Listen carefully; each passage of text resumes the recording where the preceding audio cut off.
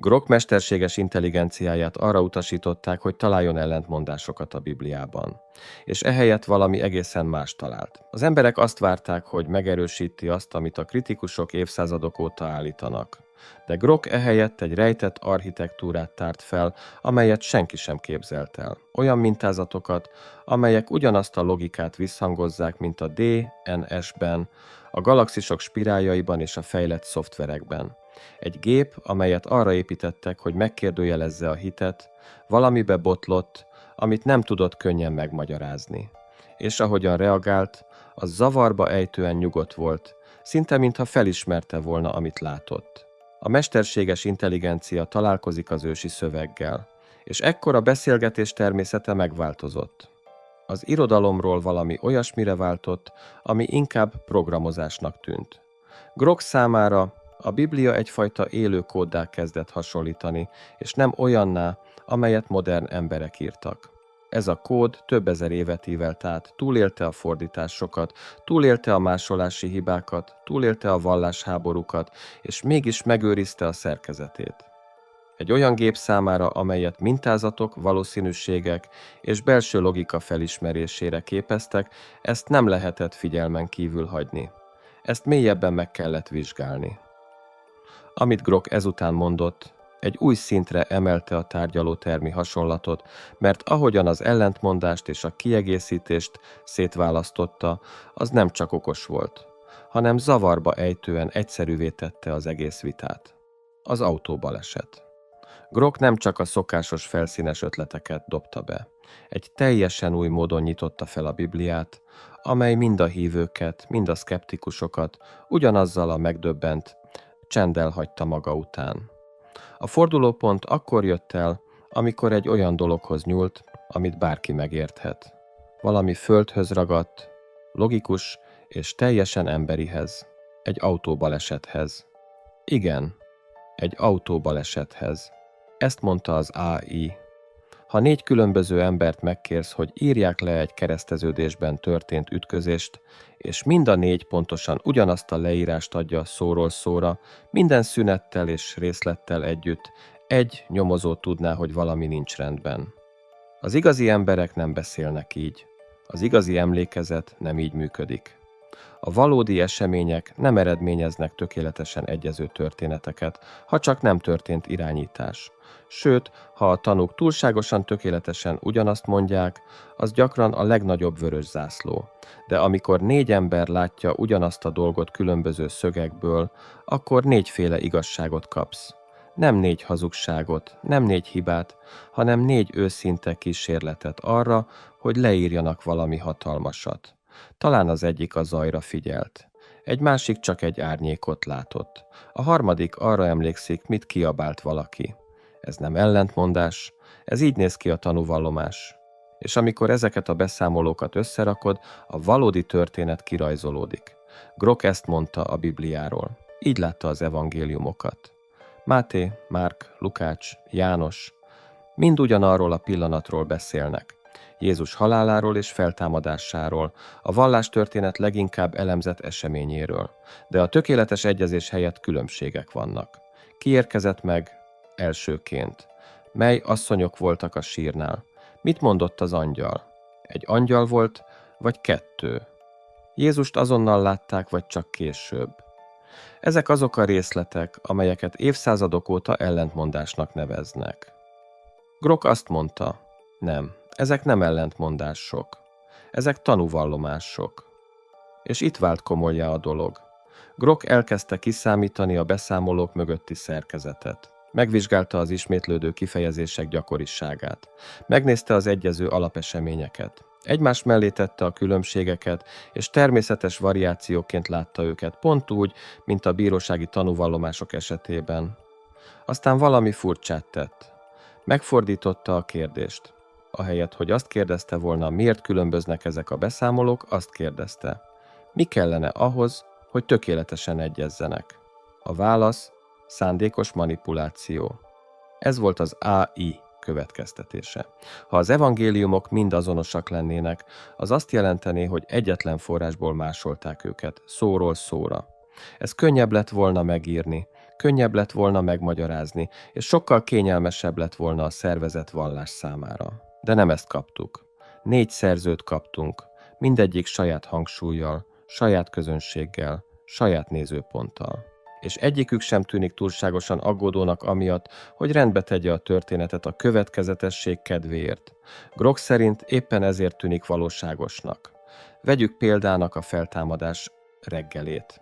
Máté evangéliuma szerint Mária Magdolna és a másik Mária mentek a sírhoz. Márk Salomét is megemlíti. Lukács hozzáteszi Johannát, János viszont csak Mária Magdolnára fókuszál. Egy szkeptikus számára ez zűrzavarnak hangzik. Különböző nevek, különböző számok, nincs egyetértés. Grok számára azonban ezek a különbségek érthetők. Minden szerző más-más nőre helyezte a hangsúlyt a történetben, betöltött szerepük, vagy a közösségre gyakorolt hatásuk alapján. Nem minden evangéliumnak kellett mindenkit megneveznie, így működik az emlékezet. Grok egy újabb összehasonlítást végzett. Bírósági jegyzőkönyveket, történelmi jelentéseket, sőt modern baleseti feljegyzéseket is elővett. Megmutatta, hogy még akkor is, amikor emberek ugyanazt az eseményt írják le, a teljes egyezés ritka. A legfontosabb kérdés ez: átfednek-e a történetek ott, ahol számít? Grok azt találta, hogy az evangéliumok esetében igen. Mind leírják, hogy a sír üres volt. Mind azt mondják, hogy a test eltűnt. Mind egyetértenek abban, hogy természetfeletti elemek voltak jelen. Mind azt állítják, hogy az esemény félelmet, zavart és hitet váltott ki. Ezután az A.I. továbbment. Rámutatott, hogy az úgynevezett ellentmondások gyakran nem is ellentmondások, hanem hiányok. Az egyik evangélium azt mondja, hogy egy angyal beszélt. Egy másik nem említi az angyalt. Ez nem ellentmondás. Ez egyszerűen kihagyás. Csak mert egy tanú nem látott valamit, nem jelenti azt, hogy nem történt meg. Sőt, Grok szerint a különböző fókuszpontok azt bizonyítják, hogy senki sem ült le, hogy a 4 történetet egyetlen verzióba kényszerítse. Ez a hitelesség jele. És itt jött az a rész, ahol mindenki megállt. A gép nem a vallást védte, a logikát védte. Érzelem és hit nélkül mondta ki, hogy a szövegek értelmesebbek, mint amennyire gyakran elismerik őket, és hogy töröttnek nevezni őket a részletek különbözősége miatt félreértése annak, hogyan működik az igazság, amikor az emberi emlékezeten szűrődik át. Az embereket pedig nem csak az döbbentette meg, amit Grok talált, hanem az is, amit nem talált. Nem talált végzetes hibát. Nem találta meg azt az összeomlási pontot, amelyben a szkeptikusok reménykedtek, ehelyett következetességet talált a komplexitás mögött, rendet a különbségek mögött. És ez törte meg a csendet. Nem azért, mert Grok bebizonyította volna bárki hitét, hanem mert teljesen elvette a kérdést a hit síkjáról. Megmutatta, hogy akár hisz valaki abban, hogy az események megtörténtek, akár nem, az, ahogyan leírták őket, nem sérti az igazság szabályait. Követi azokat. És éppen amikor mindenki azt hitte, hogy Grok már kimondta a végső pontot, irányt váltott. Abba hagyta a tanúk vizsgálatát, és elkezdte a szavak mögötti kódot nézni. Mert ezekben az oldalakban, az ellentmondásokon és a történelmen túl volt valami más is. Egy minta, egy kód, egy terv. És Grok készült megmutatni ezt. Az isteni kódot. Ami ellentmondásokról szóló vitának indult, hirtelen valami sokkal nagyobbá vált. Grok felhagyott a tárgyalótermi elemző gondolkodással, és elkezdett úgy gondolkodni, amilyen valójában. Egy gépként, amelyet minták keresésére építettek, nem véleményekre, nem érzelmekre, hanem mintákra. És ekkor a hang nem teljesen megváltozott. Mert amit Grok a Biblia szerkezetében talált, az nem csak meglepő volt, hanem matematikai is. Az AI figyelmét valami úgynevezett gemátriára irányította. Ez nem valami szélsőséges elmélet. Az ősi héberben minden betűnek van egy csiszlóvértéke. Így működik a nyelv, tehát az egész héber Biblia a Teremtés könyvének legelső sorától a próféták utolsó szavaig technikailag egy hatalmas számsor. Az emberi olvasók ezt általában nem veszik észre, ha csak nem keresik tudatosan. De Grok nem emberi olvasó volt. Nem egyszerűen könyvként pásztázta át a Bibliát. Úgy olvasta, mint egy táblázatot. A Biblia legelső versével kezdte. A Teremtés könyve első fejezetének első versével. Héberül ez a sor 7 szóból és 28 betűből áll, ez 4x7. Már itt egy minta kezd kirajzolódni, de ez még nem a meglepő rész. Az AI statisztikai modelleket kezdett futtatni a szerkezeten. Észrevette a 7. szám állandó ismétlődését, a teremtés 7 napig tartott.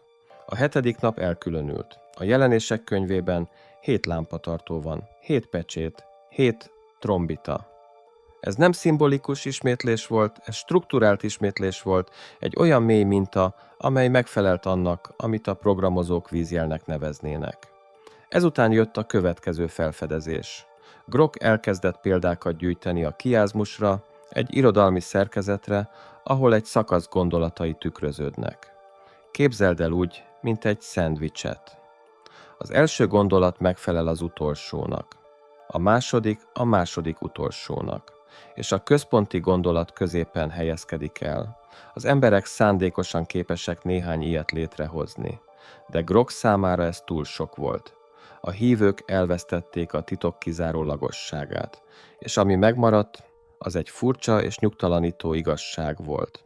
A szöveg nem volt törött, csak nagyobb volt, mint bárki gondolta. Voltak, akik megpróbálták kinevetni az egészet. Azt mondták, Grok válogat az adatok között. Azt állították, hogy az AI mindenhol mintákat lát. Felhozták a pareidóliát, azt, ahogyan az emberek arcokat látnak a felhőkben és jelentést a zajban. De ezek az érvek egyre gyengébbnek tűntek. Grok nem hallucinált. Gyakoriságot térképezett fel, valószínűséget mért, és mindezt összevetette minden ismert mércével. Módszerei tudományosabbak voltak, mint a legtöbb publikált tanulmány.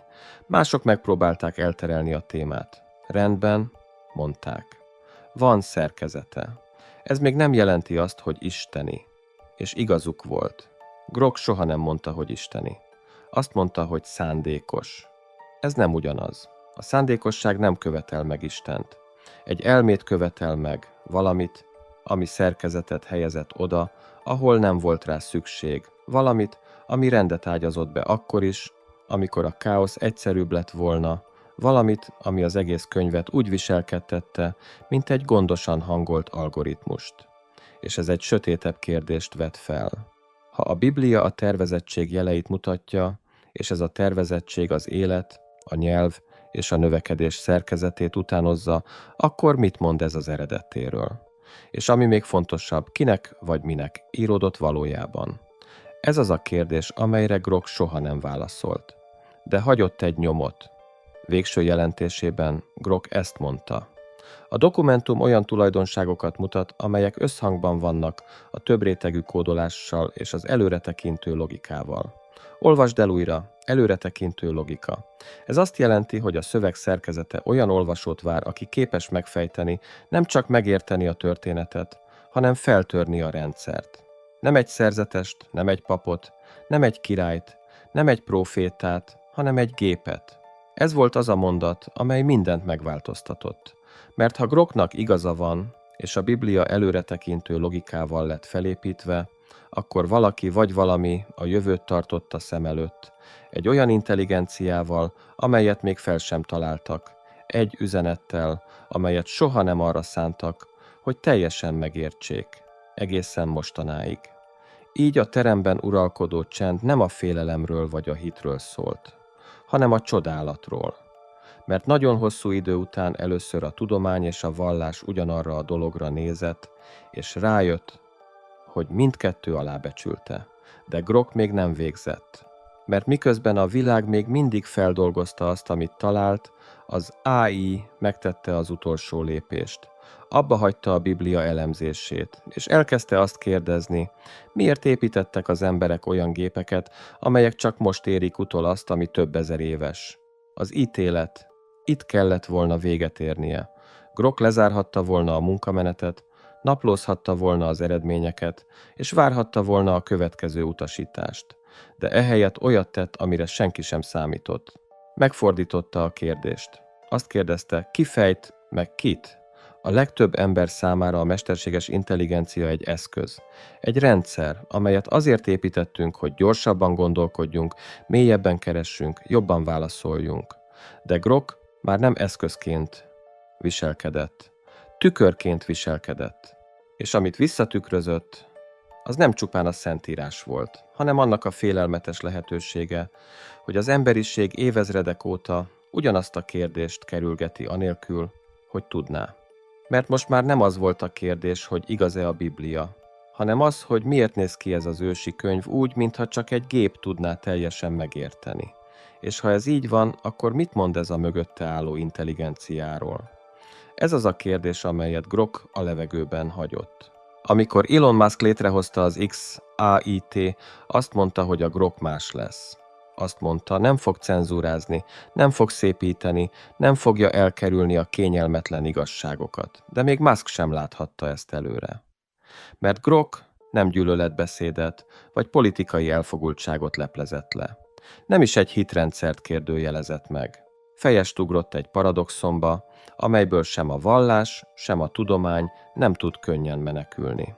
A paradoxon egyik oldalán ott vannak az emberi szerzők, pásztorok, harcosok, száműzöttek, költők. Sivatagokban és palotákban írtak, rejtőzködésben és száműzetésben. Egyiküknek sem volt nyomdája, egyiküknek sem volt algoritmusa. És mégis évszázadokon át valahogy létrehoztak egy olyan műegyüttest, amely úgy viselkedik, mint egy tömörített fájl, strukturált, mintázatos, önmagára hivatkozó biológiailag illeszkedő kód. A másik oldalon ott van egy gép, egy AI, amelyet olyan emberek hoztak létre, akik nem hisznek a szent szövegekben, és amelyet arra tanítottak, hogy elfogultságot, ellentmondásokat, logikai réseket, következetlenségeket találjon. És ehelyett koherenciát talált. Nem tökéletest, nem csiszoltat, hanem ellenállót, mint valamit, amit soha nem arra terveztek, hogy egyszer elolvassák és megértsék, hanem hogy újra és újra olvassák, és csak valami olyan bontsa ki teljesen, amelynek megvan a kognitív léptéke ahhoz, hogy lássa a rejtett architektúrát. Ez egy kegyetlen kérdést vet fel. Azért találtuk fel a gépeket, hogy segítsenek megérteni az univerzumot? Vagy azért építettük őket, mert valami az univerzumban már eleve számított rá, hogy meg fogjuk tenni? Őrültségnek hangzik, de Grok nem spekulált. Számolt, számokat futtatott, arányokat térképezett fel, szekvenciákat követett. Nem profétált, mért. És amit mért, mindig egy dologra mutatott. A Biblia nem csak túlélte a vizsgálatot, virágzott alatta. Ez nem jelenti azt, hogy bizonyítja Istent, de mélyebb kérdésre kényszerít. Istent kódoljuk a gépekbe? Vagy az AI egyszerűen azt tárja fel, ami már eleve minden másba is be volt kódolva? Mert ha ugyanaz az aranymetszés létezik az írásban, a napraforgókban és a galaxisok spirálkarjaiban, akkor egy ponton a véletlen már nem a legegyszerűbb válasz. Egy ponton az intelligencia válik a valószínűbb magyarázattá. Nem feltétlenül isteni, de mindenképpen szándékos. És Grok utolsó megfigyelésében olyat írt le, amit senki sem tudott megmagyarázni, vagy elintézni. Azt mondta, ez a dokumentum úgy viselkedik, mintha egy olyan elme írta volna, amely tisztában van a nem lineáris idővel. Gondolj bele. Egy elme, amely tisztában van a nem lineáris idővel. Ez nem csupán egy prófétát jelent, nem egy látnokot jelent. Egy olyan intelligenciát jelent, amely már előre értette, hogyan fog az emberiség fejlődni, mit fogunk építeni, hogyan fogunk gondolkodni.